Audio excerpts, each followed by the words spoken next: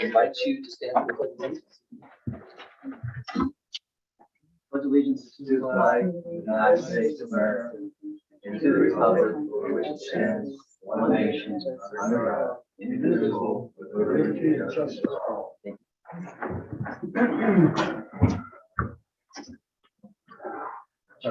First up, consent agenda. I would entertain a motion to approve the consent agenda. So moved. Second. Okay, person second. Any discussion? All in favor, say aye. Aye. Any opposed? Thank you. Public comment. Would anyone like to address the council?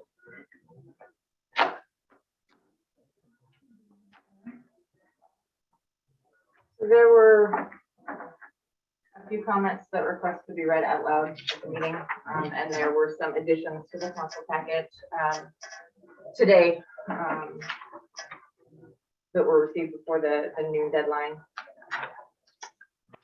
So, and these aren't in any particular order. The first one is from August 12th, Mayor Scott Anderson and City Council members Annie McHale. And dear Mayor Anderson, I'm writing in opposition to the City Council member Annie McHale's decision to kneel, in quotes, for the flag salute at the City Council meeting.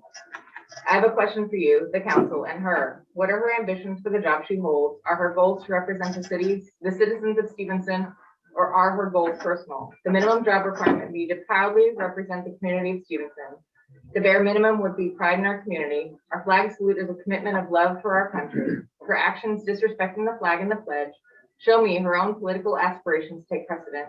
And it also tells me that she does not have the time, energy, enthusiasm, or commitment to be our representative.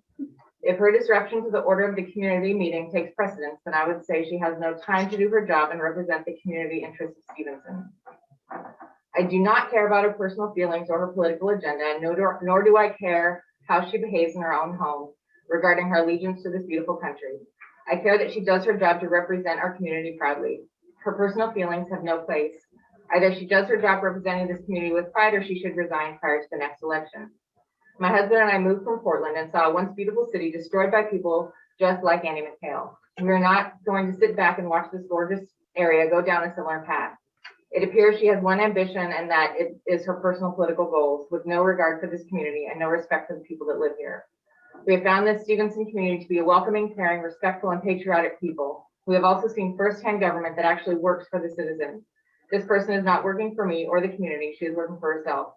I appreciate you reading this letter to the entire council with her present. Sincerely, a concerned citizen. The next one is from Stephanie Cleary. It says, hello. And again, all of these are actually in the council packet as well. They were just requested to be read out loud at the meeting. Hello, I am emailing a message to be included in the council packet to be read at the council meeting on Thursday, August 12th. This issue is absolutely one of respect, but not for an innate flag that can represent different things. This is an issue of respect for the living, breathing people and those who died for this country that make up this community and country. Annie McHale is an elected representative who, yes, represents constituents, but those constituents will never agree, and all of them are allowed to have different opinions on standing and stating the pledge. Just because one or even more constituents think she should stand is irrelevant. That is a value judgment, not something based upon law and fact. There is no law that requires American citizens who are governed by a democracy, not an autocracy, to stand for a pledge that in its modern form only came to being in 1954. If constituents believe in standing for the pledge, that is their right. If constituents believe in not standing for the pledge and protest or otherwise, that is also their right. Attempting to bully someone into submission is not the America soldiers have died to defend. And as a city council, you should only be concerned about standing if it is standing to protect our citizens from being persecuted or harassed for their beliefs, even if they are not shared by you. That is respect. That is being American. Thank you for your time. Sincerely, Stephanie Cleary. And then the last one, to the members of Stevenson City Council. If pressed, a majority of Americans consider their First Amendment right of free speech their most precious. They would consider it our bedrock freedom, and any attempt to chip away at it a danger to our democracy. Admittedly, it's easy to be free speech advocates until it's speech we don't agree with. That's why the First Amendment is so important. I am writing in regard to a recent incident that at the last City Council meeting. Ms. Annie McHale did not salute the American flag, and a citizen took exception, considering it offensive and disrespectful. Ms. McHale has, since she first took office, been clear that she is not disrespectful of our country and has her own alternative pledge. There's nothing unpatriotic about that stance. Dissent is the highest tribute one can pay to our country, since we have agreed to enshrine protections for it. Let's start with basic civics. The Constitution is the supreme law of the land. Full stop. No arguments. Our government has three branches: legislative, executive, judicial, with separate responsibilities. It is the job of the judiciary to determine the constitutionality of laws that the legislative branch makes and the executive branch signs and delivers. The Supreme Court has the final say. Full stop. So it should interest this body and all citizens to be aware that compulsory flag salutes were deemed unconstitutional nearly 80 years ago in West Virginia State Board of Education versus Barnett, 1943. It is intrusive to consider Justice Robert Jackson's eloquence as he wrote for the majority in this landmark case. Those who begin coercive elimination of dissent soon find themselves exterminating dissenters. Compulsory unification of opinions achieves only the unanimity of the graveyard. It seems trite but necessary to say that the First Amendment to our Constitution was designed to avoid these ends by avoiding these beginnings. The case is made difficult not because the principles of its decision are obscure, but because the flag involved is our own. Nevertheless, we apply the limitations of the Constitution with no fear that freedom to be intellectually and spiritually diverse, or even contrary, will disintegrate the social organization. To believe that patriotism will not flourish if patriotic ceremonies are voluntary and spontaneous instead of a compulsory routine is to make an unflattering estimate of the appeal of our institutions to free minds. Free speech is a tricky animal. It requires us to accept speech we do not agree with, even speech deemed offensive. By not saluting the flag, Ms. McHale was within her rights as both a citizen and local representative. Her patriotism should not be in question for anyone who knows the multitude of humanitarian voluntary actions she has participated on behalf of citizens of Skamania County. A final thought for those who would wish to eviscerate the First Amendment. When the Nazis came to power, they made salutes mandatory in Germany. Compulsory patriotism is best left to fascist regimes. Sincerely, Laura Paxson, Stevenson, Washington. And that was all that has to be read out loud. So, just kind of for the record, I agree that no one is compelled to stand for the Pledge of Allegiance or even recite the Pledge of Allegiance.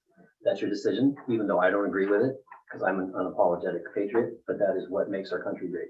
So if you choose not to stand or choose not to salute, that is entirely up to you.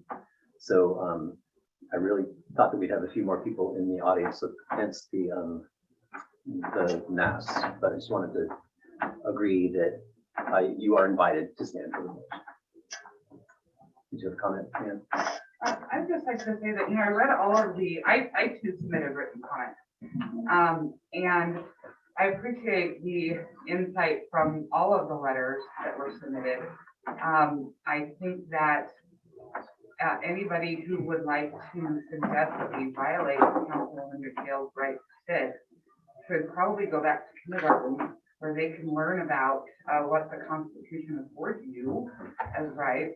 I am, however, pleased to see that Councilwoman McHale did stand today, presumably out of respect for her constituents and her fellow council members who do find the Pledge of Allegiance an important part.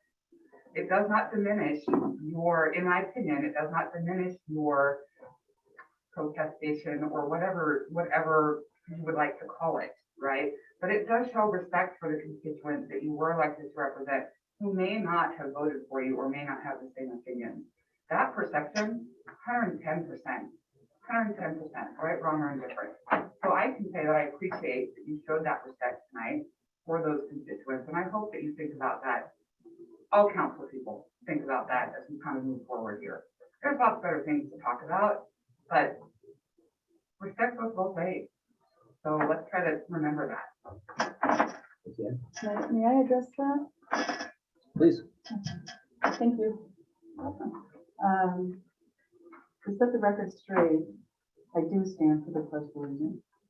I just didn't last month because I was caught off guard that we were saying it again.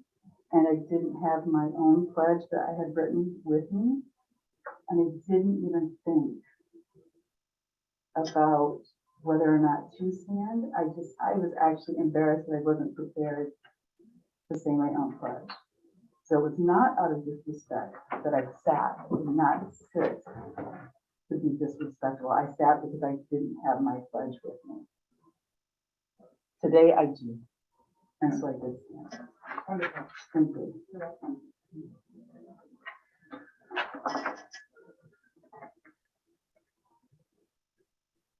Any other comments? COVID-19 update. Governor Brown has mandated that tomorrow will be masked indoors, regardless of your vaccination status.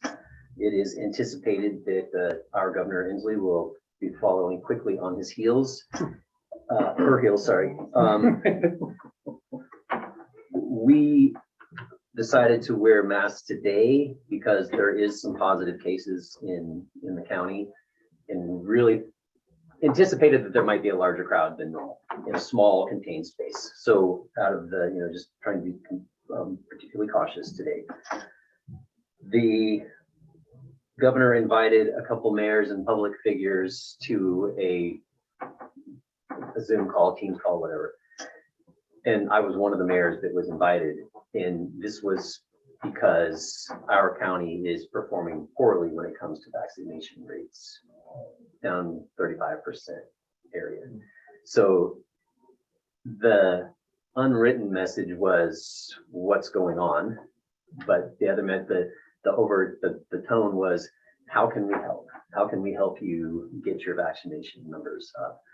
Our own Dr. Kroger said that those numbers might not be 100% correct because just by our geographical location, lots of people cross the river to either go to work or conduct their healthcare. So it was announced right there in that meeting, because it was teed up perfectly, that there are information sharing agreements between Washington, Oregon, and Idaho was at that time expected to come through at any time, so that those numbers can be updated.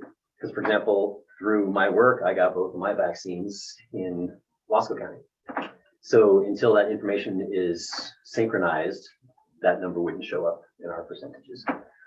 So, so far, I haven't heard of any restrictions, occupancy restrictions. It's more masks inside. So, and then continuing encouragement for vaccinations. So hopefully that will continue to be the trend. Mr. Mayor, Sure, go for it. Can you give your name and where you live? was there any indication of when we Ed, might? Just for the record, could you introduce introduce yourself Yeah, and yeah, where you're thank from? My name is Ed Beely. I'm really here because I have a short class that's on the docket. I just wanted to be in attendance, I was curious about this. And where I'm from, I'm building a house here in Stevenson. I'm originally from Niagara Falls, New York. I've lived in the courts for 30 years. I'm from Buffalo. Oh, nice. Nice. There you go. You started her. Is this about the COVID update? And yes, so I was curious, was there any indication of when something might be coming from Inslee on the mask mandate? No, it's just based on history. Yeah. It's usually Oregon that drops a new rule, and then Washington is usually quick to follow. So no, haven't seen any indication so far. Mr. Mayor, just as a matter of record, should we maybe say that not Canadian County is performing poorly? Because the governor and his staff may assume we're performing poorly in the area of vaccines, but maybe it's just about personal choice. Okay. Thank you.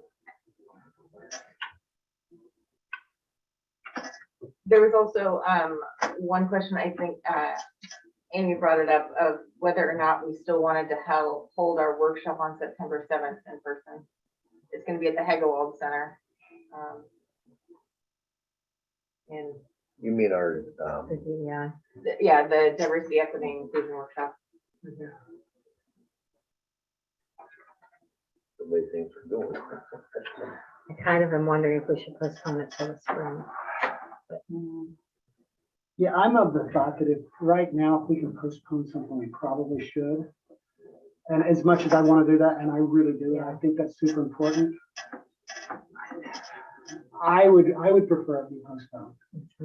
Is there a point where, if we don't postpone and then have to cancel like a week before, is there a penalty for that? And fee wise?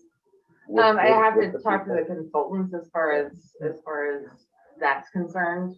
I had a meeting with them. I don't know if they've reached out to you yet. But yeah, so I don't know how much work they do on the front end. Versus after the meeting. Well, my feeling is that, we don't know how long it's, we don't know when we're going to have to go into more difficult mandates. And we don't know how long they'll last. So if we keep postponing it, it may never happen, whereas we could actually have carried through with our original date. So I guess I would like to know if there is a cancellation fee that would be responsible for. My concern was just that, our next council meeting is after, it's on the 16th. Oh, I'm sorry. Okay, I'm not following them. So tell me again, what are you thinking? Well, this is a decision that if council's making any decision at all, it needs to be made at this meeting. Yeah. Because the DEI workshop is on the 7th and our next council meeting is on September 16th. Oh, got it. So we Okay. won't have time to Okay. meet again in between. I didn't follow that. So that does change my perception too. So can I just make a motion? Do we need a motion? Well, I don't know. You can do whatever you want, Amy. You're from Buffalo. General- That's right. So What's the general consensus, right? Yeah, What's the general direction? consensus. Yeah, what I can do is I can reach out to the consultants and see what times they would have available in the spring. And I can see what would work best also with the school calendar, kind of trying to make sure it doesn't happen during spring break. Right. Right, yeah, thank you. And I can come back at the next council meeting with dates. So it sounds like postpone for the now, work out. the- Yeah, and I believe I'll have to extend the contract as well. I think it was for this year. I'd have to double check that, but. Thank you. Yeah. Oh, sure. So, the plant, there's been some challenges at the plant recently, with regards to called bulking. And so we're doing some measures to make sure that, we get the solids down. Hood River's also seeing the same issue and we're working with them. We don't, there's no violations. Again, it's mostly a performance issue. And we're still meeting our requirements. The other thing is, so the wastewater moratorium will expire in October, but it's after our October meeting. And so I'll have it on the September agenda to have the public hearing and the extension of the moratorium in September. I did talk with the consultants today about when can we lift it, as far as at what phase of plant construction can we lift it? And it's really, in the end, it depends on the contractor and how they phase the project. So we really won't know until winter or spring, as far as when we'd be able to lift that moratorium. But the great news is that it's our moratorium, and so we can So, lift it versus waiting for ecology to take action on that. And then the other great news is last year we received an outstanding performance award for our wastewater treatment plant. Good girl. So we didn't get any violations at all last year for our treatment plant. And so we're one of 125 out of the about 300 treatment plants statewide that received that. The other great thing is this is the first year we operated the plant by ourselves. Wow. So the first year that we took over operations, we were able to streamline, we were able to reduce solids hauling costs, and we were also able to ensure that we weren't violating our permit. And that also came with the support of the users, and I know COVID had an impact on that, but our significant industrial users definitely have been side streaming, and they've done a lot of reduction on their effluent to help impact the plant, so we don't have any influent BOD loading violations. And I took out my garbage. so. That, yeah, That was we easy. Most recognize important. that, yeah. Yeah. Can we, I wonder, what do we think about maybe just sending a copy of that and a letter to the SAUs? Okay. Saying thank you, and Or at least we'd like publish it to on our website. we'd like to continue to be good industry partners moving forward, and this is what happens when we work together. And we'll be putting together a press release as well. Yeah, that'd be great. Because But there are some kind of a specific big deal. stakeholders. It is a big Right. deal. It is a big deal. Kudos to Carl and his crew. Right. Absolutely. All right, thank you.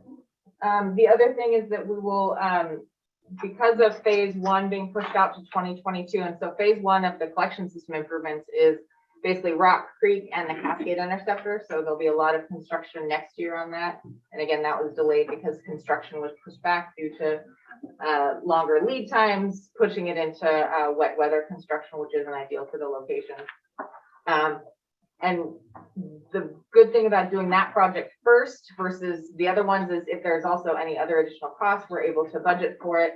And so we're pushing phase two out to 2023. And so phase two is Kanaka Creek Lift Station, the Fairgrounds Lift Station as well, and Cascade Lift Station. And so those will be pushed out to phase two will be pushed out to 2023.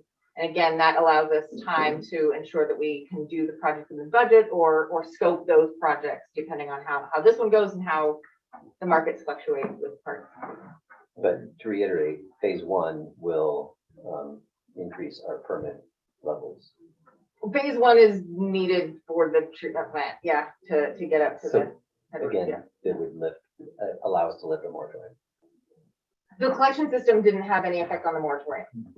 So I thought we were on track though, yeah? Yeah, so we're on track for the wastewater treatment plant. That, I should get the documents soon to go to bid for the equipment in August. And then we're still on track to bidding for construction either sometime this winter, so either December to February.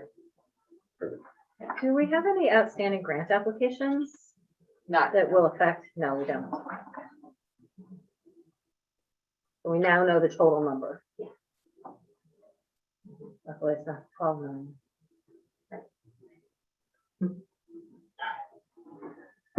Jeff Concrete shoots to the roof. It's gonna follow lumber here shortly. and then we have the number with the estimate. Yeah. When we go to bid for construction, we'll find out. Thank you.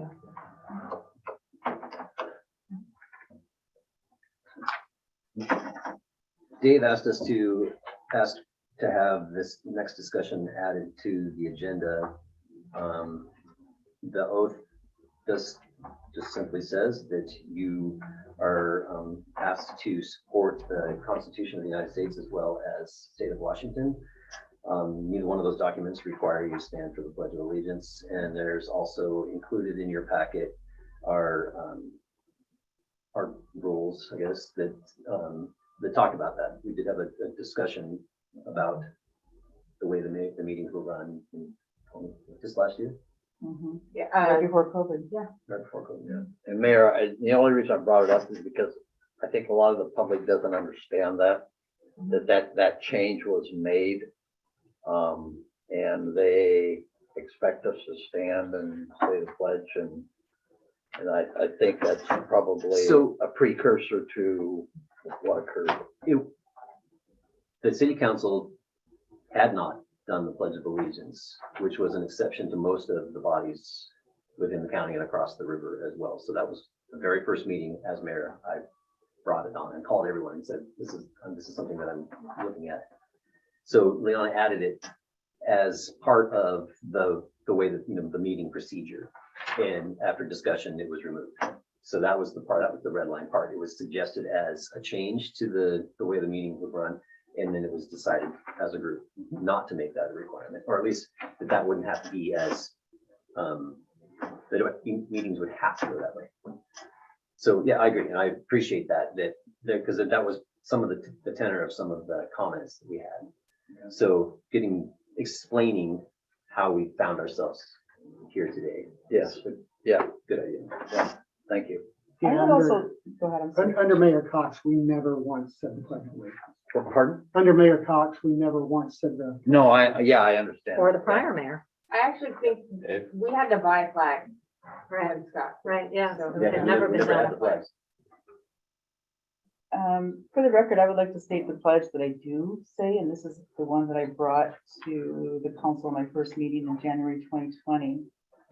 So in place of the traditional pledge of allegiance, which I do not personally agree with, I have decided that I would say my own, and that's, this was probably the first meeting I've ever had to say it. Because of COVID, because we weren't saying it before, during the COVID meeting. So mine is, I pledge allegiance to this community, the residents of the city of Stevenson, and to this council as it considers the liberty and justice for all. However, I do exercise my right to not have to stand or to say it at any time. And hopefully we, in the end. Any other thoughts? I'll just say that whether you stand for it, whether you sit for it, whether you say it, as a disabled veteran, I didn't go to war to force people to salute a flag. I went to war to allow you to make your own choice, whether you do or not. So you're not offending me one way or the other. And I'm not offending my husband either, who's a Vietnam veteran, or any of my family members who are members of the military, because they understand the Constitution. Yeah, how about they make you salute in service? Yeah, right. You can do all They don't kinds give you that right to choose there. You don't have any right. Exactly. You are property. of- You are. Exactly. Can I ask a question on this issue? Sure. Ms. McHale, on social media, as a city council member, I think you know that you accused me of inciting people on this issue. Do you have any evidence that's the case? And you can't possibly have any evidence that I incited that, because I did not. I have your, I mean, I can email everybody. I don't know that This is the proper form. It's got to be a better No, way. but actually, she stated that as a city council member. I'll send everybody a copy. So I'm just saying, you could apologize to me now, or you could say what the evidence is that I incited it. Because you did say that on social media. I will not apologize for something that I did not say, that you perceived a record of saying. I made a comment, but I did not. Okay, and was my name in the comment? Yes, Okay. it was. Okay, I think, again, this is not the forum for this particular round of conversation. well, it was stated as a city council official. No, not in Okay. that comment. I've heard of it for today. There's a public comment section on each agenda item. Correct. We've moved past public comment. No, but each agenda item also, you can discuss it as a public. Great, you can make your statement, but you can't examine a city council member. And we're also Just so we're discussing, clear. we're discussing the oath of office and pledge of allegiance, not Facebook. I made my statement. There you Leon? That time of year again, budget time. So, I brought up the calendar, just so that everyone would have an opportunity to ensure that, oh, did I not include it? I don't see it, that's what, yeah. No hyperlink. Okay, no hyperlink, anyway. But we The goal like, was to we like the thought, don't we, Anna? It was that, of We course, like I the was very break. prepared for that one, and it was on the calendar, anyway. So I will email out the budget calendar. But one thing that is on there is a special meeting, to talk about just the budget. And I believe I said that for, the weekend before, or the Thursday before our November meeting, which would have been, which would be Veterans Day, which is the holiday, so I was gonna do it the November 10th, that Wednesday. Is there any conflict? Say the date. I don't even know what we're doing November 10th. tomorrow. November I'm on 10th. Okay, vacation. got it. Yeah, I'm on vacation that day, What date are we talking about? November 10th. November 10th. Maybe Friday the 12th or Oh, Monday the 8th. We could do Monday the eighth. The planning commission typically has their meetings on Mondays. Right. So that would be we have to compete for the meeting room. Just meet in the library or. We could do it before or Yeah, could do it the week after. after. I'm wide open on the 8th, which is super rare right now. No, I can't do it on the 17th. the 17th. November. So I am booked up on the 17th for sure. Oh, I am available. The 11/8 isn't working for someone? 8th works for me. It works. I just need to talk with Ben and the planning commission. That's their typical meeting. Is it about a room space, you mean? Could we meet downstairs? Yeah, I could also see what their agenda is looking like. I don't know what their schedule is. We could also meet downstairs, yeah. Yep. Technology would be a challenge downstairs. So we can work it out. It's a workshop, right? It is a workshop. We don't require public comment at workshops. I mean, No, but we still have to have all public meetings be tele- accessible. by By telephone, telephone. like telephone. We don't have So. any phones downstairs. Maybe the Got library. a cell phone, probably. Yeah, we could, yeah, true. Okay. Pegwell Center maybe. So should we mark the 8th, Yep, 6 o'clock. 6 PM, yep. 6 to 8, or I'll clean up the basement. how long do you think? I think last time was just an hour, maybe 2. All right. So location TBD. Upstairs or down. It'll be at City Hall. Thank you. Sorry, I wasn't available. Are we only having one extra meeting on the budget this time? Yeah, that's, we want to have to, I mean. we I have- thought we had two, all No, right. like, we typically have one. I try to work it in. Well, that's why I brought it, I bring it up I did. early enough to kind of work it in, the regular meetings that we have. And that could be just because Nick loved to talk about his numbers too much. Sorry about that. That was all. I All right, the 8th.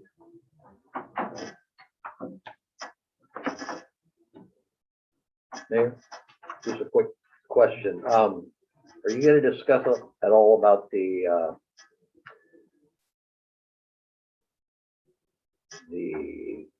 what do they call it, an out meeting, whatever you had with, the auditor? Oh, yes, we haven't had the exit meeting yet. I haven't heard back yet on Oh, some of okay. the things that they needed to get clarification on. The person in charge is out on vacation and, All right. so. Okay. But as soon as that happens, I'll send everyone, information on the exit conference. And so because they haven't gotten back to me yet, I don't expect for it to be at least another 2 weeks. Awesome. Thank you. And I think they have until, I think COVID extended their deadlines, so I think it might be the end of September to at least get ours done because of the single audit nature of it, so because we have some federal grants. Sure. Thank you.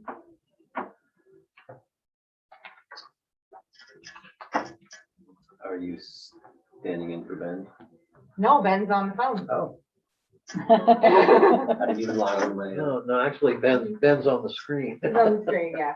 Yeah, hello. Hi. Hi. So starting on page 87 of your packet, we have a deferral agreement between the city and a short plat subdivider. The short plats are land divisions that are 4 lots or less. Those types of proposals are reviewed by staff and approvals are issued by staff.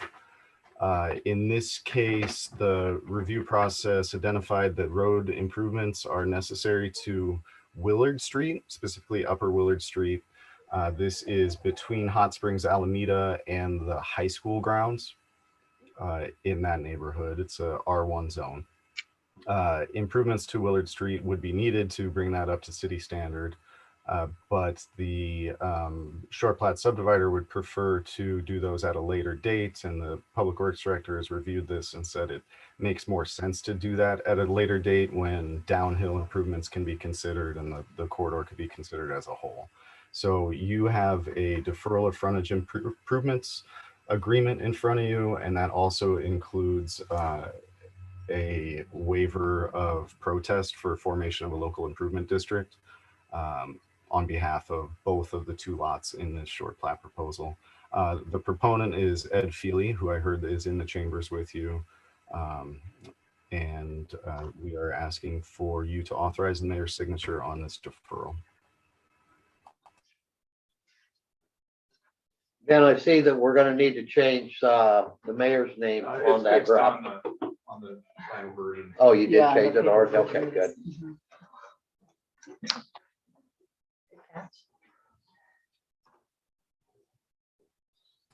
For additional context, this was a very easy agreement to write. It's the same agreement that was entered into between the city and the property owner directly across the street from this proposal when they divided property, one lot into two lots as well. Well, it seems to me it makes a lot of sense to, especially if he signs a waiver, to allow the short plat to go through. And then at a later date, do the improvements rather than making improvements now and then maybe having to tear up the street to accommodate lower pieces of property. So I don't have an issue with it myself. What triggers that later date? When does that happen, Ben? In this case, it's an agreement to participate in the improvements. The deferral, or I'm sorry, the waiver of protest is time limited, and that's based on state limitations of our authority. So I'm forgetting the exact limitation that's in here. 10 years? 10 Yeah. years. I think it was 10 10 years. years. Yes, number 6. And so if it's not in there, then that waiver of protest is no longer there. What the waiver of protest means is in the two-step process for creating a local improvement district, you first ask landowners along a corridor if they're willing to participate in X improvements. And then you go get more information on what those improvements are and how much they cost and how much they would benefit each property owner. And you develop an assessment role for each property owner there. With waivers like this, those property owners still maintain the right to protest the amount of their assessment, just not the creation of the district. And so the trigger for something like that, for the improvements moving forward, would be either a neighbor or the city? Yes. Okay, thanks.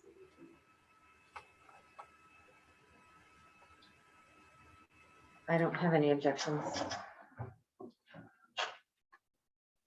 Any other thoughts? All right, I entertain a motion.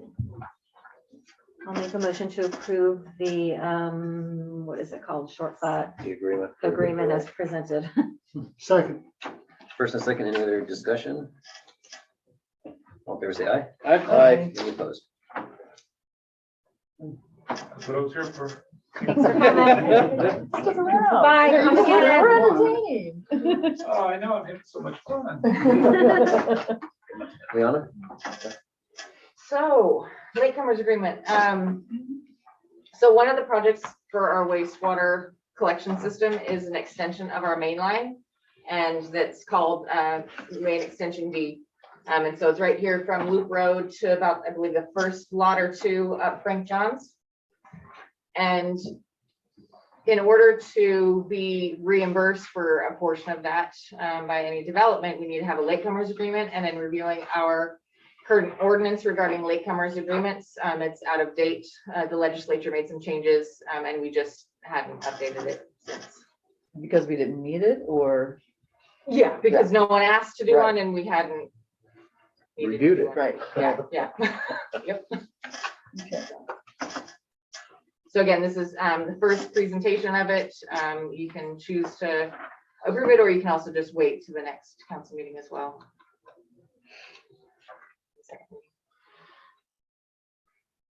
I'd like to do a second reading as sort of, there's no reason to rush it. Right. And the discussion with the contractor, with the consultant right now as to whether or not to go to bid with the same time as the wastewater treatment plant or to keep it separate. But the anticipation is that we will do it next spring or summer. This changes 15 to 20 years is statutory anyway, so Right. we have to go 20 years. Yeah. And we also we're now required to allow a late commerce agreement, whereas it was the city's discretion about whether to accept a late commerce agreement. Now we have to, so.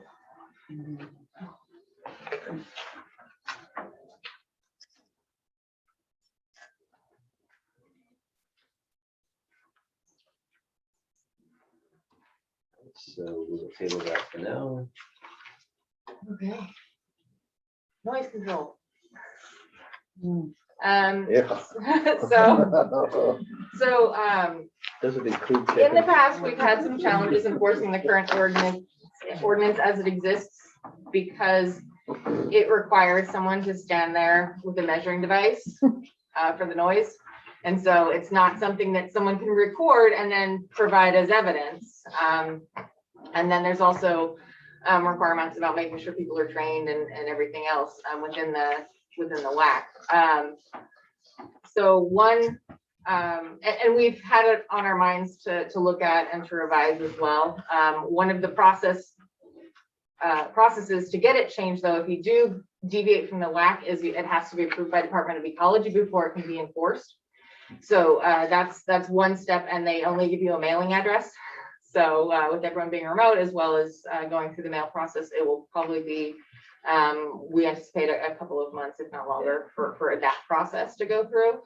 And that is if council chooses to change it. So one of the reasons why it's also to use, there's many different ways that we can go about changing it. One is to follow what Skamania County recently changed to, which would make it easier for officers who are enforcing the code. It does what, it makes improvements that we see are needed. I did think the most obvious one is barking dogs. It gives the duration, it gives, what type of a barking dog would be declared a noise ordinance violation. There are other things in there that we can, other codes have different things as well that kind of make it, I don't know, easier to enforce is the word, but more clean, I guess. But again, it's which direction does council want to go? Again, the sheriff's office is the one that provides our services, so it's the same, it makes it easy. Yeah, in general, whenever we can be consistent between the regulations in the city and in the county, when it makes sense to be consistent, it's easier on the law enforcement. Absolutely. And, As long as we agree. with How would what's you being know? done, Yes. Right. So yeah, in general, I like the idea of consistency. Where I haven't read the regulations, so I don't. know Right, what and so they in the packet, that's there's a copy of their regulations as well as a couple of other cities which have similar regulations that are not that deviate from the administrative code. Ask a question. Go for it. Mr. Mayor, may I Go ask for a it. question? I've just got to get up to speed here. So this is a new noise ordinance or an amendment? An amendment, Okay, thank you. more or less new, it would wipe out what we have and replace it with this new one. Okay, I just must have missed that when I was looking back at prior stuff.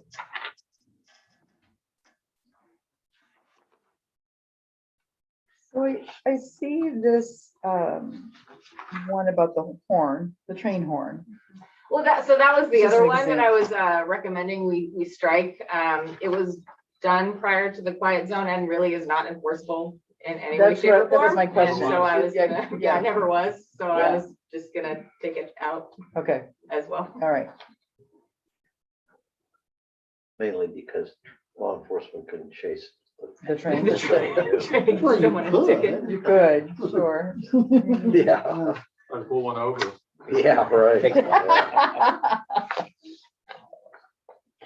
Little sidebar here, Scott, maybe you can help. Suddenly the mouse on this thing just stopped working. Any Do idea you what's do you have an going on? orange dot? in Yeah. the, like 5 times, so the orange light goes off. Faster, Maybe, faster. maybe up in the corner where that orange light is. There There it you is. All right. Hey. If you have a lazy thumb and you type, that's an easy type. Thank you.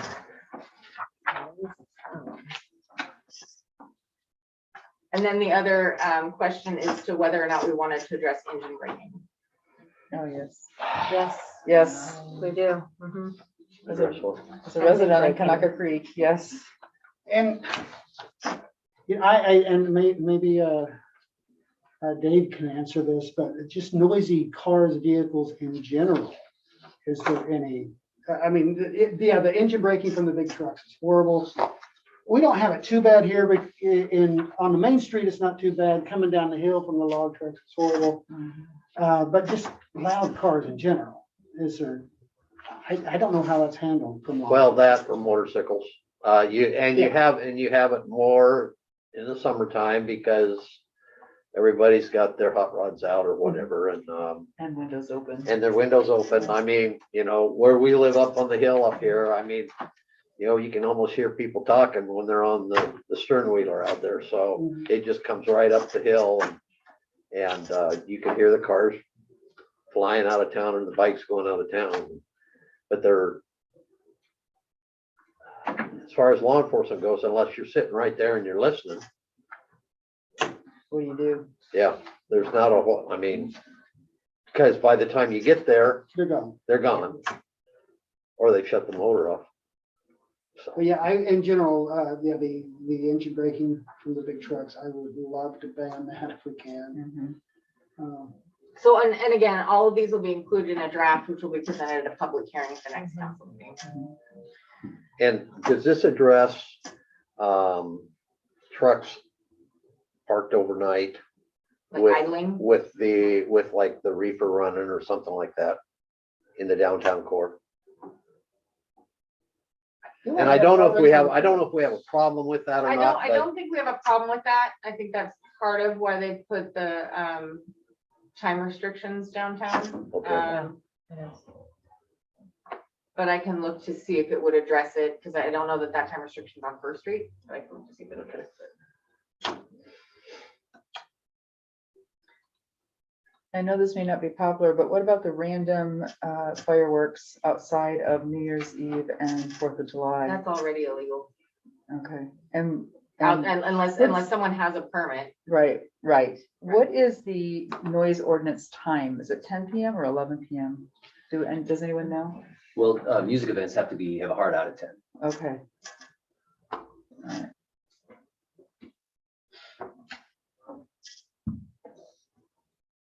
So this needed to be changed, worked on, refined, but we've had some residents that have problems with neighbors that are particularly boisterous late at night and have tried calling the sheriff, and the deputy that has responded said, we don't have a lot of tools, help us with some tools. Yeah, So this is hands the start of it. So it would be great if we take a peek and let's get something going on this particular thing, the sound. It would be nice if we could talk to our neighbors face to face, you know, rather than turning to law enforcement all the time and trying to, I mean, you know, I've had sound issues around my house and I just walk over and say, this is what's going on and this is how it's affecting me. And a lot of times they don't even realize that it's an issue. So it'd be nice if civility came into play. Agreed. I don't think we can legislate civility. Yeah. I wish we could. we've tried. But depending on who the neighbor is, sometimes there's fear of repercussion, Right. or Correct. sometimes it has more to do with what they've been, how much fun they've had up until 2 o'clock in the morning. Yes, and yeah. having an opportunity to And what have a kind of civil things have been conversation. consumed. Yes, exactly. What could we put as just sort of a first step one?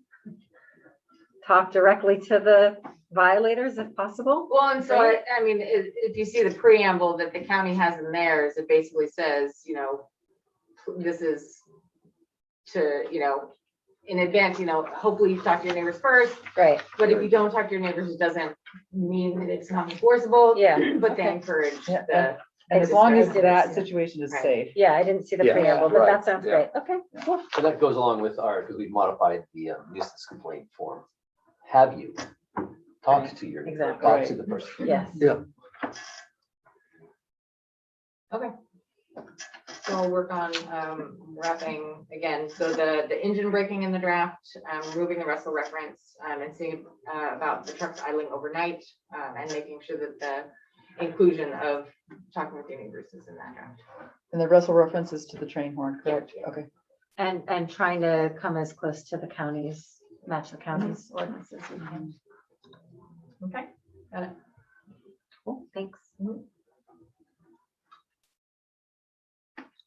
Right now, we good? Okay. Camping in public places. So I believe it was a month or two ago, we've heard through the grapevine that there were some complaints on Facebook about the people that are camping under the bridge. When the construction project will take place, we're able to make sure that those people relocate just because it's a safety hazard for them to be in the construction zone. However, absent of construction activity on the bridge, we don't have anything that would prevent them from staying there because we don't have any ordinances preventing it. And so the concern is we have infrastructure under that bridge, not just city water and wastewater, but there's also a natural gas line under that bridge. And so You outside- talking about the Rock Creek Bridge? Yeah. Mhm. So, and then outside of summertime and burn bans, in the past, people have lit fires under there and we have asked them to put them out. That and so some of the photos for that encampment are in the packet, as well as one that was off of Kanaka Creek Bridge Road, so Pothole Road.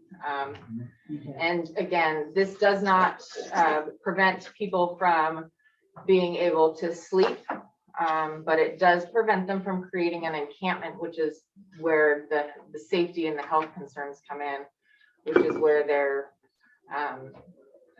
basically without a bathroom or kitchen of their own, they're using the public property. So for clarification, they can sleep there at night or at any time of the day, but they can't stay there for more than a 24-hour period? I mean, what do you consider an encampment?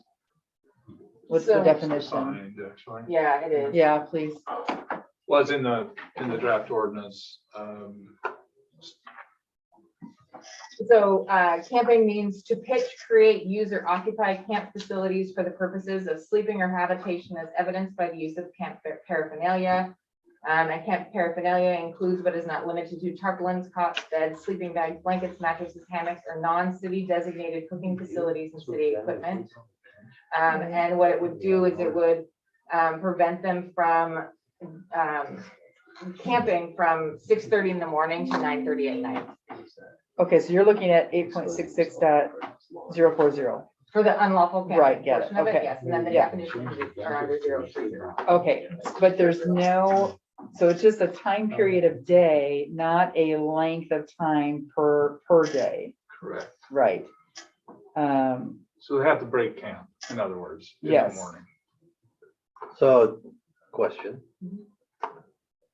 Several years ago, we had a gentleman that chose to sleep on the bench down that Frank Cox used. We sure did. Mayor's. And I thought we got. an law ordinance enforcement, on what's that? that. I thought we put an ordinance in after that, and then that was our camping ordinance. No, Thought we it dealt came, with it. no, it came forward, so it was a draft, it was a section of that's this exactly the one, situation. and the request was for it to come back in the spring. We didn't, we Uh, didn't. We didn't close the loop? No. Well, No. All right. it was And gonna that be was- spring 2020. That's my question is, Apparently we didn't close the loop. I thought we. yeah, is that, will this close that loop Yes. then? Okay, go. So my next question is does this somehow infringe on the rights of houseless people? Well, no, it doesn't. It's not a violation of the Eighth Amendment, cruel and unusual punishment, which was outlawed in the Martin versus City of Boise case. Yeah, that's what I've got right here. That's what I was. looking at. Right, so this is a time-tested ordinance. I've used it in Washougal. It was taken from Vancouver. It's been tested and it is allowable. This is not a sit lie ordinance, which is maybe what we were talking about with that part, with that bench. We don't have a sit lie ordinance. So if somebody who's laying on a park bench, if they don't have the paraphernalia and so forth, can't prevent that without a sit lie ordinance. We haven't brought one of those to you. This is specific to prevent these sort of, entrenched encampments. Similar like what Portland's dealing with right now. Vancouver, Portland, Every major city. Camas, Everybody. Washougal, everywhere. And it allows them to sleep, which is what you're constitutionally required to allow people to do. But you can't, they can't entrench. But can they sleep with a sleeping bag? Yeah, they can After set up a 9:30 p.m. tent and a sleeping bag and whatever they need, but it's just overnight. So they get to sleep, but they just can't make that a permanent residence. And, from a personal perspective, I understand why people do this and I'm okay with it. I do have a problem with the litter though. And maybe litter enforcement in like looking at these photographs, if we could. There is a zone Yeah. enforcement Well, thing, though. and litter, I mean, everyone is capable of littering. We can't just Sure. blame that on the houseless people. Sure, I'm not, but I guess what I'm getting at is, can we provide an easy way for them to get rid of their litter? They don't Where necessarily are they have, gonna get rid of it? right, a garbage can. Right, Yeah. right, They can't truck it up to the transfer station the way I can. right.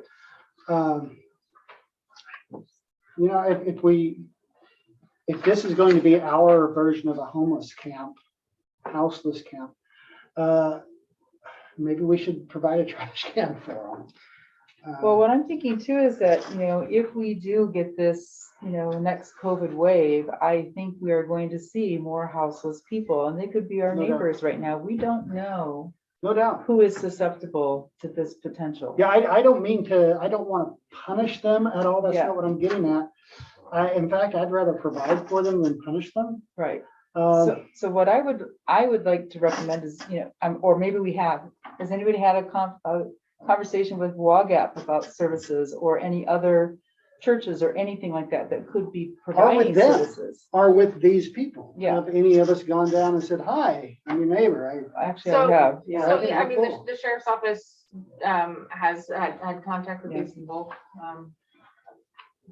Can I observe? I just went through a homelessness seminar and what other cities are doing, and I've seen it. Vancouver's working on this. Sometimes it gets to the point where you really do have to look at some kind of facilities, and like I think it was Olympia, another city, I think Tacoma, provided something called a mitigation site, which is essentially a parking lot that you supply a sort of a uniform tent and on pallets Right. with garbage, restrooms, porta potties, Everybody's. and then those porta showers sometimes, some sort of means to be able to get clean. Right. And, it's not terribly expensive. It's not cheap, but there are funds sometimes available to set these up. And that's been one of the solutions. Now, you're going to have issues with homes that are near these sites, they've, some people, I think it was Olympia, set it up in a more of a commercial district. So they didn't have issues with residences. But then you had commercial businesses who had issues with it. But, there's a point at which you almost have to consider focusing an area for them to use. And that way, you're not in violation of the Martin versus Boise case to prohibit camping anywhere else. You can say that's where you've got to camp. And as long as you provide a place Martin says that's okay. You can really exclude them anywhere else. So, I mean, that's an idea. I know it may not be to that point at this point, but I think, that's something to keep in mind as an alternative. And I know WAGAP recently, I think Kurt knows more too, but they started being able to allow showers. So opening up the building so people could take showers there. Mhm. And that I think started a month or two ago. And I know the Dows recently created a pallet camp. And it's not made of pallets, yeah, but just the houses come on pallets, I think down by their port district area. So. And then the other benefit of that is if you focus the people in an area, it's easier to provide social services to those folks for job placements, medical care, and gives them more dignity because, they're not living on the dirt. Right, exactly. Do we have an estimate of how many people in our community are living without a house currently? I don't have any. I'm sorry, Kurt, I'm looking at you. We don't really know. Kurt Gray, by the way, city resident, also department director for Stevenson Office of WAGAP housing program, including homeless folks. We do a survey every January. It's the only official survey we do, but of course, that second the population is very difficult to find in the dead of winter. But even, and it's hard to reach them. The last time we did any kind of count that had any faith at all in, they included about, I think, 22 children. And I'm going, memory is correct, around 60 other households. But we didn't begin to penetrate the ones that don't want to be found in the fringes of the national forest and whatnot. These are just ones that we either had provided services to. We knew were still in town in January. We drove around, tried to find people, and a lot of when we did that, all the people that I encountered all ran the way that I couldn't even give them away the free stuff that I wanted to give them because they didn't want to be found, because their interactions with civilization haven't been very friendly. So we don't really know how many there are. And that number fluctuates a lot because people enter into and out of homelessness all the time. They might find someone they can talk to for a while. They might get clean for a while. They might go to a different county and then they return. So it's a really hard number, but it's I think far larger than that. By solar magnitude, my personal opinion, I think we're probably in the hundreds. Now, and again, with my concern is that with these laws is that no matter how friendly and polite and kind and lawful we try to be, it really is a form of discrimination, because it's, for the most part, these people are not homelessness is not something that they decide to be, and they often don't have a place to go. And as long as we have the small shelter that we do have, they don't really have any alternatives. And so they, as you mentioned, they do have to have a place that they can go. And I think that needs to make sure that we just can't discriminately change it whenever we please. We have to make a commitment that we're going to actually care for them, because the centralization of services is really important. That's the whole point to get them out of homelessness. Have them connect with the services they need. But if they do camp somewhere, you just cannot remove their belongings, because that's also unconstitutional. It's an illegal seizure of property. And so, you have to make sure that you are, I think that this body in all cities have to make sure that they're actually trying to make things better without violating their rights as citizens, and to have the goal of having them in a place where it's safer and cleaner and better is only an intermediate step to ending the homeless problem altogether. And the costs of doing it the way we're doing it now are hidden, and they're astronomical. Cities that have done the analysis are saved anywhere from 25 to 50% of their budget on the money spent. People that are homeless, they go into the jails, the high court systems. They end up with criminal records because after the third or fourth time, then they end up getting a bench warrant or whatever against them. And the costs that are hidden to the average person, which the average person doesn't see, are astronomical. If we took that money and spent it on showers and a centralized place, dedicated land, or a place for them to stay as a stepping stone to a larger solution, which takes longer, that would be, I think, a reasonable way to go. But to every year change the law because we don't like them being under the bridge, or we don't like them being on the creek, and we don't like them being downtown is completely arbitrary. And there is no strategy to that. It's up to somebody complains they don't want them in their backyard. Well, and you, basically what you have is you have it squeezing the balloon thing. You squeeze it here, squeeze it over here, and it's gonna come out over here, and squeeze over here, Right. it's gonna come over here, and that's just what you're doing with these people. It's like You're a just- shell game. You're just moving them around, They've gotten. and there's no real They've gotten the programs message- for them. They've gotten the message over the bulk of their life that they are second-class citizens. They should be grateful for the things that they get. You wouldn't believe some of the donations that I get given in good faith that I wouldn't give to anyone, and I throw them away. But they're content with it because they've learned to eat food out of the dumpsters and to take things that we wouldn't live in places that we would never live in. And most of them don't do it out of choice. Right. It's circumstances in their life. Trauma and abuse in their lifetime is very predominant, which also brings substance abuse, and it's a huge problem. So whatever we do as a city has to keep in mind that they are citizens of this county and citizens of this city, citizens of this country, and that this homelessness should be temporary, and we should try to make it temporary. Thank you. I like the idea of the pallet camp or something, if we could make that happen somehow, some way. Can I just time out here? We're talking about a camping ordinance and now we've gone down the homeless issue, Well, which well, because the if we want to camping put that on the ordinance- agenda, that's great, but that's not what's before us right now. Well, we have to have this conversation before I can make sense of this camping ordinance, because it's exclusive. It's not taking a lot of things into consideration that I happen to know about with my background, and that discussion needs to be had. I believe it's an important one to have. I have a question. May I? Go Chair? ahead, go ahead. Ann. How does the no camping issue relate, or could it be affected by private property owners who can or cannot have an RV in their, so if you're gonna have a no camping ordinance, right? Then already, if I can't have an RV in my driveway or my house or whatever that somebody's camping in, but then we don't do a camping ordinance because we're concerned about houseless people.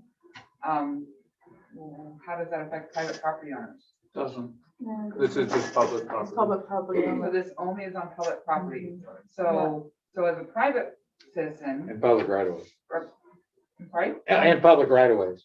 Okay. Public property, so public right so of ways. So as a private property owner who pays property taxes, I can't put an RV, I'm not sure of the ordinance in the city, but let's make the assumption that I cannot put an RV on my property and camp in it, but we are going to allow it on public property, potentially.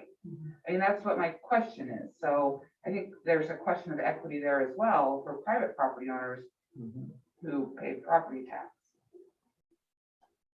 which I think should be a part of the discussion. Right, it has to be, like you said, equitable for all. Right. Right. or maybe, excuse me, Go ahead. or maybe the family that owns the RV is allowing their son and new daughter-in-law to live in this RV on their property. And now all of a sudden, they can't. So, yeah. I mean, I have every intention of moving in with you, Dave, so. Wouldn't happen at my house. They just come into the basement. So the part that also needs to be part of the conversation is, I agree that there needs to be an alternative in treating everyone as a valued citizen. But that also means, it feels like that they should be held to some of the same standards of not leaving human feces on the sidewalk or some semblance of cleanliness and sanitation. So obviously some of those our trash is an identifiable hard problem to solve. But there's two sides to that story, and obviously finding a way to help those in need, but then also make sure that those that are not in that same situation are not having to deal with sanitation issues that were not their own. So, and I'm trying to find a way to make this not to sound crass, but we do have to, everyone needs to be part of what's going on and should be able to expect that they're not going to be helpless when someone is treating their nearby property the way that they wouldn't. So I know it just makes it a very complicated situation. So it I'm ready sounds for like one more we're, comment Go before for it's it. all over. I still do a little bit of work for housing. If you could say your name, I'm state your sorry, name. this is Rick May. And, you know, the average 2-bedroom apartment's now $1,420. And so, you know, it's driving these people out onto the street. And if you have a minimum wage job, you know, and if you got a couple of kids, you just can't survive. So they're being driven out here. So you have two issues that are going on here. One is the obvious issue of, you know, you can't have the human feces sitting on the sidewalk. That's an obvious issue. You also need to have some place for these people to go on that. And so these two are tied, and Andy's correct. These two are really tied together. You can't try to enforce one without really being pretty cruel to this population. You can't just handle the other one without having some sort of rules of which they have to do. So I think they are tied together. But it doesn't answer the question. You know, it doesn't, you know, it's a greater discussion, I think. What is the question we're trying to answer? what to do Well, about do this we- ordinance? Yeah, this ordinance. Here's my thought is that the way the ordinance written is that now we can become Portland because we can camp right in front of A&J's on the street from 6:30 to 9:30 and pitch your tent for this ordinance, and it's permissible. I think that's wrong for our city. Because that's what this ordinance is going to allow. I think we just opened up our doors if we pass this and permitted it. So a bigger problem than we can fix, which is a problem that needs to be addressed, but it is a monolithic problem. It's not a one-off problem, that's for sure. So I don't disagree with that, but I disagree with the way the ordinance is presented because I think it's going to create, pitch your tent right there in front of A&J between 6:30 and 9:30, and then so long as you break camp in the morning by 9:30, we're all It's good. 6:30 in the morning. 6:30, swap it 9:30, around, yeah. So, yeah, and I don't think that's fair to our downtown corridor or our citizens in any way. Well, or the law enforcement who would have to be down there telling them to leave. Right, but they have the right to own a trespass claim to do that now. If we pass this ordinance, they're allowed to be there. We can't tell them to leave. Right now, they're allowed to be there. Right. Yeah. Regardless, they don't have to leave at No all. prohibition. Yeah, there's no prohibition at all. Right. They can stay there. That was gonna be my question. I'm sorry, I'm Michael Johnson, Stephen Chestnut. I was gonna ask, is there regulation right now that makes anybody have to go anywhere? So they could technically right now be pitching a tent on the sidewalk in front of A&J and not have to go anywhere in the morning. They could just stay there. So passing this wouldn't make it more accessible for them. It would just make it so they can't stay there during the day. Is that not correct? No, that's right. So it's 6:30 a.m. right now, they can stay on the sidewalk in front of A&J. But if this is passed, the sheriff could move. Could have sworn we just with the sheriff being able to move the gentleman who wanted to sleep on the bench. Swear No, we did that. we ended up putting arms on those benches so you couldn't. That's- Yeah, that was our solution at the moment, but But- we did talk about alternative sources and having places for them to go because he didn't want to leave and he didn't want to go inside. It was choosing to sleep. Right, which is a choice that people do make for their own host of reasons. Yeah, I'm not in favor of this particular ordinance as drafted because I think we just thumbs up an action that we don't really want to see, but we have a bigger issue to resolve. So That's where I lie on the are we ordinance. aiming for option number 2? Or is action needed 121? Public engagement process? Well, this ordinance, nothing, or keep chipping away at it. I think we need to take a look at what alternatives we can work with.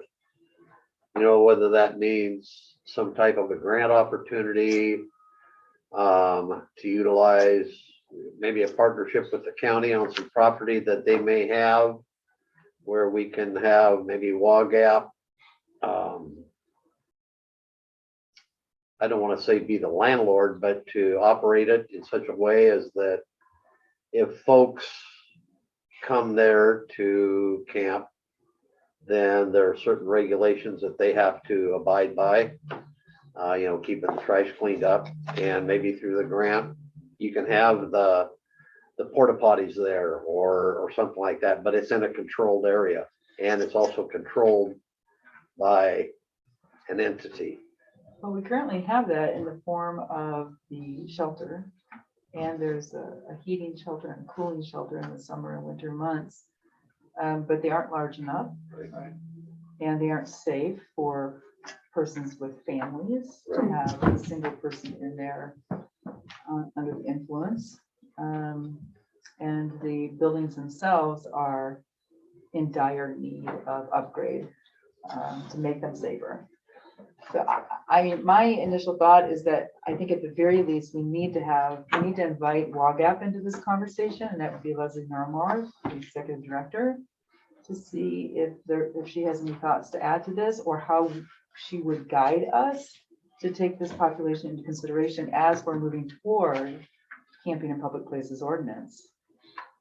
You have to understand this ordinance will only be the start, because Right. for one thing, they have to work with law enforcement about the regulations for confiscation of personal property, because there's a big process about that. Yeah. As this gentleman said, there's, Fourth Amendment search and seizure issues that you have to be aware of, and there's notice requirements, there's storage requirements.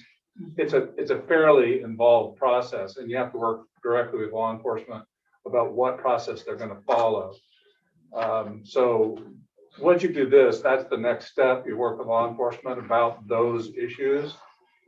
And then clearly, most cities who adopt these don't stop there. They also look at where are you going to then focus these folks to go, and what services you'll provide, and WAGAP, I'm sure, is going to be instrumental as part of that.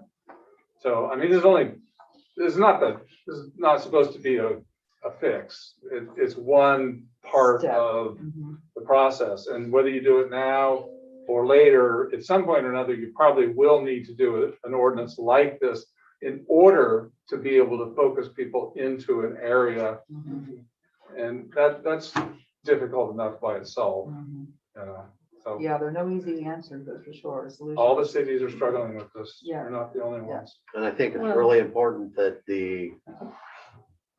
we not just provide the area for them, but we get them hooked up with services where they can take themselves and raise their self-esteem up to hopefully be able to get a job and be able to maybe move themselves out of this position into a better position. Because that's what we're after, is we're trying to get them into a better position in life. Yeah, and permanent housing. If I can make a comment along that line, just before the COVID outbreak, the pathways, what's it called, Pathways to Health Connection, something like that, was operated out of the county health department. It was limited to people who are on like Apple or Molina, but just before COVID, it was open to every citizen in this county. So they don't have any restrictions on providing these very kinds of services, and that ranges everything from getting hooked up for medical assistance to mental health assistance to substance abuse issues to DSHS, getting the birth certificates, getting driver's licenses. They have a whole web of these specialists connecting with whatever they need, and so they're just there waiting. Those services are waiting for them. Just a matter of connecting the dots. I had a conversation with the sheriff's department yesterday with Liana, and we were talking about this issue too. And we identified that one of the areas lacking is that the county health department is only open Monday through Thursday. And so Friday, Saturday, and Sunday, there's absolutely nobody available to offer these services, which I think we could somehow fill that gap and partner with the county to get 24/7 coverage. So if memory serves, we did not pass this originally for two reasons. One, I don't think that we have these hours allowing people to camp. And two, we were taking like a carrot and stick approach, I think is how we talked about it. So this is the stick. Mhm. And the carrot is providing them someplace to go and wrapping services around that. Right. And so the question is, my question is, what's the most efficient way to move towards having both the carrot and the stick? The stick is easy. We have the stick. How do we get the carrot? And how long do we hold off on the stick until we have those services to offer? So this is the stick that you're saying, the ordinance is the stick? Yeah. I would feel better, honestly, I mean, and I don't even know that this can happen. If a professional from WAGAP reviewed this ordinance to ensure that it is going to meet the needs of our houseless people here. I don't know that language anymore. I've been out of the program for too long. I don't know if anybody here is qualified to do that, but I know WAGAP is. I would love to have an educated professional's opinion on it. I think that's a wise course of action. And we have a representative or had a representative on a houseless committee, right? Yeah, But so do we that's still? me. I wasn't able to attend Yeah, the last okay, one. yeah. Yeah. But the next meeting is next week. Next Wednesday. It's still not on the email sometimes. So is that, but yeah. so would that be an opportunity, do we think, for Leanda to take this to that meeting? Or should it be a private meeting between you and Leslie Narwhal? I can do both. Yeah. Does anybody else have any thoughts on that? I think that's great. And I think asking the committee, like making it known, hey, we're looking for some solutions here regarding, how can we get people to camp where we want them to camp? And how can we provide them with the services that they need? And where do we let's- want them to camp? And where do we want that Yes, to happen? yeah, But good also we ideas. can't do that ourselves. Like we need partners Right, for that. yes, right. So it's a much larger conversation, but at least having that conversation with that committee feels to me like a good place to start. So option number So- two. Option number two. If I can make a quick addition, I'd like to make it known that the county does have a 5-year homeless plan. The goal, of course, is ending homelessness, but in that plan, provisions of the goal would definitely be fulfilled by this kind of a program that would check those boxes off and make some real progress on a plan that we've been working on for a long time. So has that plan been updated recently? Do you know? It was revised a little over a year ago, and I have a copy of it, right, okay. yeah, so it's available for all the council members. I think it's posted on the county website. I don't remember. It is available. So we're not ready to move on this, is what I, It sounds like. yeah. You're not ready to solve homelessness? Huh. So Leona, you're gonna have discussions. In an with her hour. then, and Yeah, yeah. Thank you. In a year. We would be world famous if we figured that out. Yeah, right? Wow. Included in your packet are some informational items for you to peruse.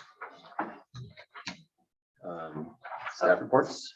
One thing I just wanted to provide an update on, so that risk map project update, while they are planning on doing outreach for the public, I believe there's 3 property owners inside city limits and maybe 8 total countywide that are impacted by this. And by the impact, that means, the floodplain is either increasing on their property or going away on their property. And again, there's only 3 property owners, I think, that it impacts inside city limits.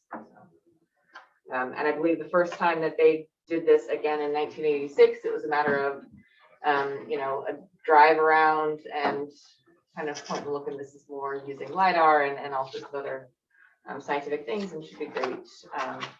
Because again, it'll be digital, and so we'll be able to leverage it better. Ben is planning on joining us again. There was a slight conflict of meetings. Hopefully he'll provide his update later, but I can provide polls.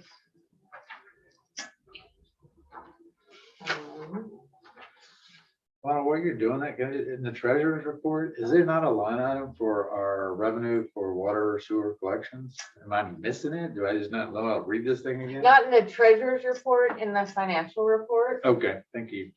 Mhm. Because we have some of the revenue items in there. I just didn't see anything for water, sewer or other collections.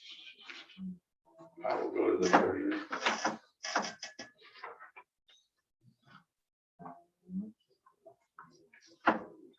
That's in the packet that doesn't have the page numbers on it, but it's, it would say 400 at the top.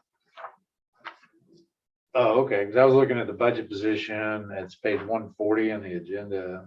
Does it say page 11 on the top of the It's page report? 1. Yeah. Okay, so if you go to page 11 of the report, on the budget position, and that'll be the water and sewer.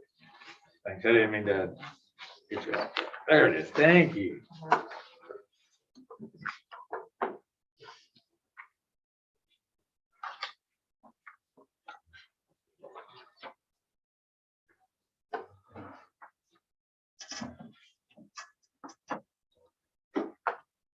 So, sorry, okay. So as far as the projects that we're moving forward on, again, with the delay of the Rock Creek lift station project, the Rock Creek storm drain repair project has also been pushed out to next year. We're also still waiting on a permit from the Army Corps of Engineers to do the in-water work on that project. And then once we get that, it's a permit that's good for 5 years.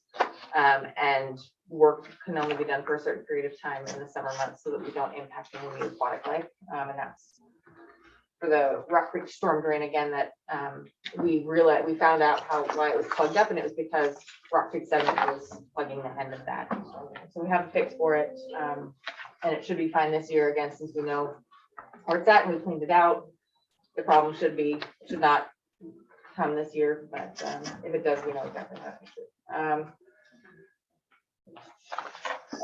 Tree on preservation plan, no status updates. If you walk around the downtown, you'll see tags on trees. And so that's for the report that they're working on, which will provide us with detailed information on how to maintain that tree. And we'll go through a training in the fall as well on that report. So our report's anticipated by October. And then they scheduled road striping for the 27th. They've been doing some crosswalk striping, ongoing right-of-way maintenance. Again, that's just trimming back brush and everything. And that's about it. There were a couple of water main breaks, and we will be working on getting those fixed permanently from the county. They're gonna not only fix the one that was on Ryan Allen, that leak, but with the extra asphalt, they're gonna fix one of the major bumps. I don't know if it's on Ryan Allen or Foster Creek, but they're gonna try to smooth that out a bit. Just road trim, yeah. And then he's also planned for some the slip lining and sidewalk grinding, as well as cleaning a reservoir. Those are kind of items that are up on the task list. Come up by the end of the year. And then my report, again, not much change. I was expecting to hear back from the auditor sometime this week, and even last week too, but I haven't heard anything. At this point in time, no news is good news, so we'll go from there. Working with the director of the Downtown Association. She was out the early part of this week, and so wasn't able to make it and provide a timely qualitative report. And so we'll present that at the next council meeting, as far as, and we'll present all the information at the next council meeting. So it'll be comprehensive. And so that'll again focus on the business ways we can help businesses with the ARPA funding, as well as some other programs. What else? Bridge of the Gods, I haven't heard anything more, but other than what everyone else has been hearing, as far as they may anticipate some bridge restrictions. I heard this morning, if you want a quick update. Yeah, I know they're closing it to do some more inspections, They're but closing it to do inspections, but the report came back way better than they thought. Oh, nice. And so they're anticipating that the weight restrictions will be lifted. Weight restrictions are going in place. They're anticipating they will be lifted. It sounded like, well, I can't remember the date, but it was much less time than I thought it was. So anyway, there was some good news. the council or the city, we're also working on some event signage for the entrances to town. It wasn't that bad last year, and again, not that bad this year because of COVID. I feel that the events aren't happening. But the federal, the Forest Service is working on updating their national scenic area signs, which will take forever because they have to do a SEPA or an environmental impact statement for each and every sign. Wow. So while we wait, because it would benefit us to wait for them to pay for it. And so we have a plan to use the same stations that we have, that infrastructure, and then possibly have a sign size requirement. Like if if there's more than one event happening, this is the size sign you have to have. If you want to risk it and have multiple size signs so that if nothing's going on, you can keep it up, that's fine. But we'll kind of, again, have a policy and a process to move forward with sharing of the space, so that people can advertise, and then also include that in the TAC application packet so that people know ahead of time what the policy is and what this is. So prevent all of those signs. Again, when they put them in that area too, it kind of puts our irrigation. So it's not just a visual mess, but it can be a muddy mess. And what else? We've been running out of some drawer space because we've been moving our building department records up here. And so kind of going through some of the more records retention reviews. And then also when we did the lighting project, we forgot that this is timed out. So when we had our summer intern here, Alex, he has to move every once in a while to make sure the lights go on. So we did some shuffling and at least put him out here to where he doesn't have to do a dance every 15 minutes to make sure that the lights stay on. So yeah. I have to do my office. Right, right, yeah, exactly. So, and then also, talking about moving the meeting downstairs, yeah, we're doing some room to make more room in the records room. There's opportunity to have a high schooler come in and volunteer to help us with that as well. So we'll make some headway on. How's Alex doing? He's doing great. I think Scott can probably give you more information on the project that he has planned and the timeline.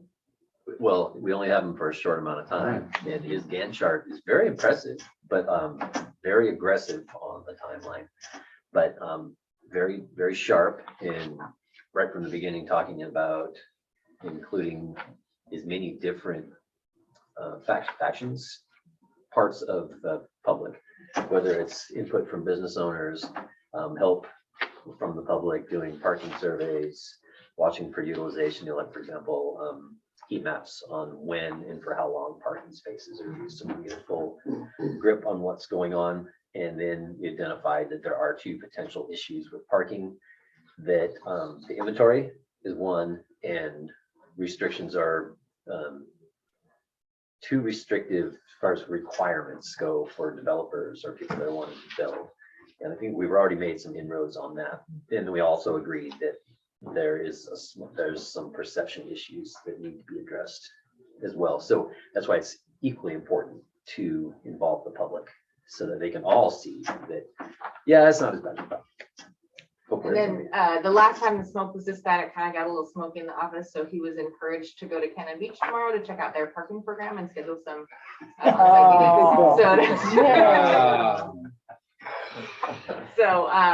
But again, it'll be all many of. He was encouraged even. Yes, he was encouraged. Oh, good thing we're giving him reimbursement smile. Right. I understand Honolulu has some. Yeah. innovative parking Right. stuff going on. Leavenworth's nice. Well, I think Cannon Beach was one of the places that was because the pledging and then the bathrooms, and then just, it was just a really nice flow of how it all looked, so, and worked for that downtown. So, yeah. That's all I have, if anyone has any questions. All right. I have a question on the sheriff's report.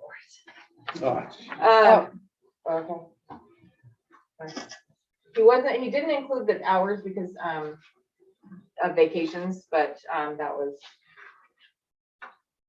like he typically reports on the number of hours. That was I was just curious about the windsurfing problem because I've never seen that before. well, it was three of them. I was assuming it was you, Ken, and Maria came home or something. you follow know? up on that one. Usually what those entail is someone will call in that a windsurfer's down. And so you have to Oh, go out problem and on the you, water. yeah, and you're standing out there on the railroad tracks, I or see. not on the railroad tracks, but Yeah. you know, with your binoculars trying to find the guy Okay. or gal. That's usually what a windsurfing problem is. Okay. Thanks. Not conflict. It's not somebody trying to learn how to operate one of those hydrofoil things. Draws and stuff and everything. Although that was awesome. All right, I would entertain a motion to approve the vouchers. Motion to approve the vouchers as presented.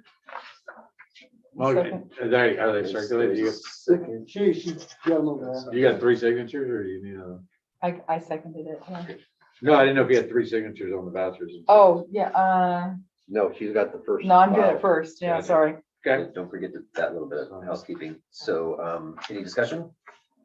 All in favor, say aye. All right. Aye. Any opposed? Mayor, and Before you adjourn, there's a young woman over here who's trying to get your attention, Oh, I think. Oh, sorry. I'm sorry I'm late. Daughter got her braces on today. Oh, well, good luck for you. But I did want to present a letter, and I know I'm late doing that, and I don't know if you would still accept it. Or accept to have it heard go for it. before you close. Go ahead. Okay, it's in regards to something Bryce spoke about, but I wasn't here when you spoke about it. So I'll read it and then ask what was said later. What's her name? Oh, yeah. Oh, yeah, it's Hannah Joy. Yeah, why I don't you can't come see right here her where we all. can see you? Yeah, Hannah, we can't see you back there. You don't mind that? So this letter is concerning Mrs. McHale, and I'm just gonna read it. So first, Annie, I want to thank you, because running for office, far too many people complain about it, but they don't actually step up to take the challenge on. And you have. I do believe, though, that your public display of not pledging allegiance to the flag, because it is offensive to non-white, non-male, non-binary, and non-hetero people, is potentially equally offensive to every person that does not fit that description. I would like to point out that the Pledge of Allegiance was written by a socialist, Francis Bellamy, and was written inclusively in such a way as to encompass the basics of pride in our communities all the way up to our nation. It has absolutely nothing to do with micropolitics and personal beliefs other than a pledge to protect them. By not acknowledging the history and true meaning of the pledge, I believe McHale is acknowledging that she is excluding an entire section of her constituency and promoting division. By using her position of power as a city council person to talk, about inequality and inherent racism, she's in fact inflating the problem, keeping it alive in the minds of every child and citizen who thinks that they cannot rise above it because it is all that they hear. We do have natural rights and others like our religion and our sexual preferences. But at what point did we as people accept elected leaders using their public office to use those personal beliefs to ostracize an entire section of those they are representing? Mrs. McHale, I encourage you to stop the division, stop using the elected position of division of our community, and I ask that you encourage unity and equality for all the people you represent. And again, thank you for taking office. So many people don't do that. Thank you. Thank you all for letting me talk. Hey, Hannah. It's nice to know you. Oh, I need that. It's nice to know you. You as well. Anybody have any reports for the greater good? I always look at you, man. You have your finger on the pulse. What happened at the EDC? I already reported on the bridge. That was the most important piece, I think. Nothing to report. Thanks for making space for me. I would like to report on our biannual check-in with the Sheriff's Department. I had a phone call yesterday, Liana, and I had a phone call yesterday with Deputy Bond, and he updated us on the exhibits that we put in their contract with the city. And so there were 3 points of focus for us as we worked with them last year. First one being mental health. And what he said is that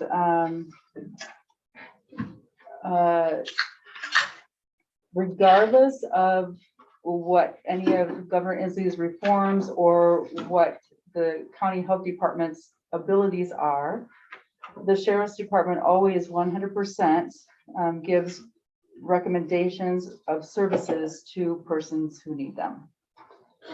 And I asked him about the community response team, which is directly listed in our exhibit here. And he said that it is still a process that they aren't completely finished with. I don't know exactly what that means. I reached out to Tamara, who is in the position at the county health department, to answer this question. And she, of course, was busy today, so I just left a message with her, so I don't have anything to report on that. But as we mentioned earlier, our Deputy Sheriff Bond also said that because of the health department's hours of service and on offerings of business services, that they're not meeting the demand of the residents that need their assistance. So we identified that as an area to improve upon in some way. Regarding training, did I miss anything on that one? Mental health? I think we're reworking the language. Yep. Oh, we are working on some verbiage on this because of what he did say directly impacts what we had written. And so our contract does need to be changed to reflect the new reforms that Governor Inslee has mandated. And so you will be working on that to bring that to us at some point. Regarding training, he said that there are 3 deputies right now attending a 40-hour crisis training. And he said that 25% of the workforce has completed that, and there will be more in October and November. They're also offering refresher trainings at 8 hours apiece for all the officers as well. And he also offered that since January, the number of mental health calls has been 12.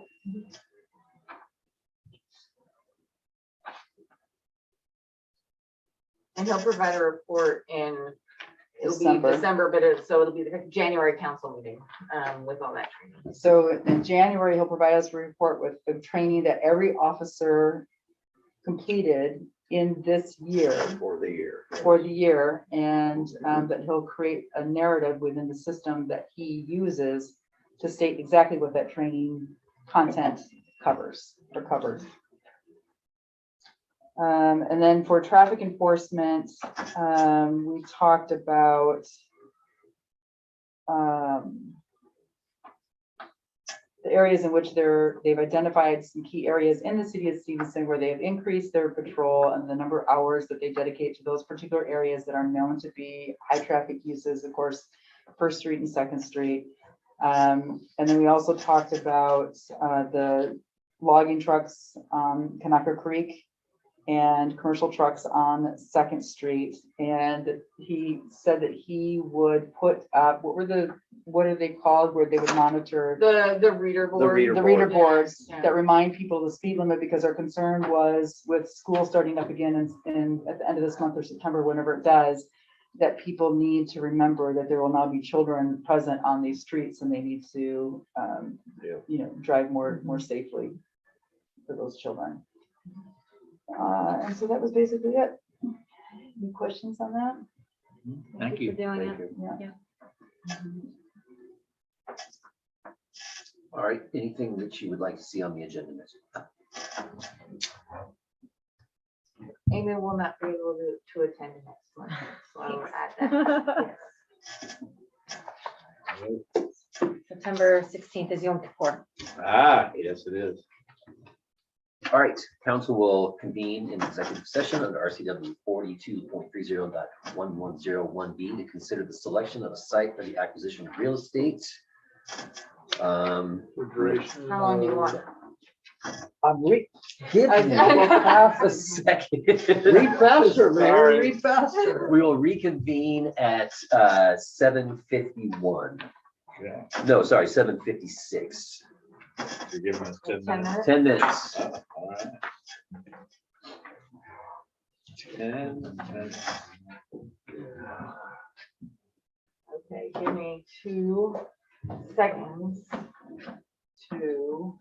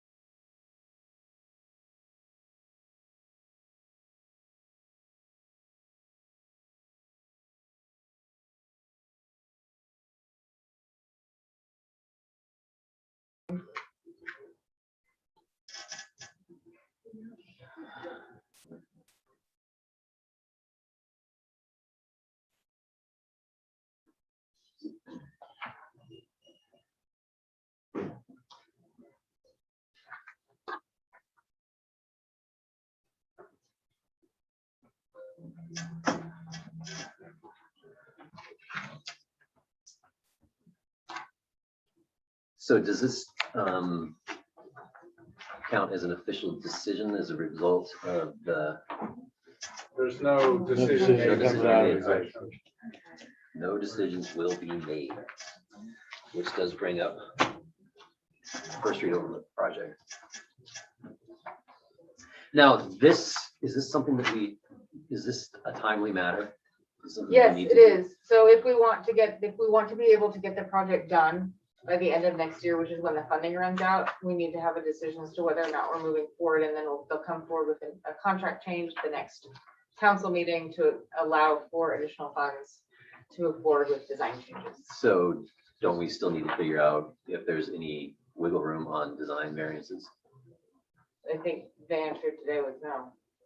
The engineers held a glimmer, there was a glimmer of hope. The answer today was that design changes weren't within the original scope, and we'd have to do several studies that WashDOT requires to justify design changes. So there's some glimmer of hope, I think, from WashDOT that it could be constructed as currently designed. And then some thoughts that it could change to suit other needs. And so, did you get that? The end result was it'll be $90,000, and whether or not we want to spend it. 90 more? 90 more, that would all come out of our pocket because it's not grant funded. So right now we spent $160,000. And we've been reimbursed $117,000. So again, out of pocket city expenses, and we might have more that's reimbursable, is $43,000. And so. And you think it's another 90 that's not reimbursable? Correct. Let alone additional construction costs that are also not reimbursable under the current contract. that we So a have. minimum of $130,000. The current Schwag estimate is $250,000 for construction. But but some of that is being funded by them. No, it will not be because it's not in the Oh. current grant agreement. It's ours. It will all be ours. So it's an additional $340,000 for this project. That will all be ours. And the project is exactly, can you restate it? I know it's the connection. Right, and I right. know So it's the the overlook, but just- project, yeah, is an extension of the sidewalk and an overlook to the east end with traffic calming measures along First Street. So if we remove the actual movement of Russell Street, we haven't talked to Clifton and gotten approval that we can. Columbia. Right, Columbia, sorry. That's not gonna happen in time for this project. So the project is limited to the First Street improvements that we discussed. Wow. That's a big price tag for a Something that was spec supposed to of- be this much. Yeah, I'm not in favor of that at all. I think we got a dead Well, project.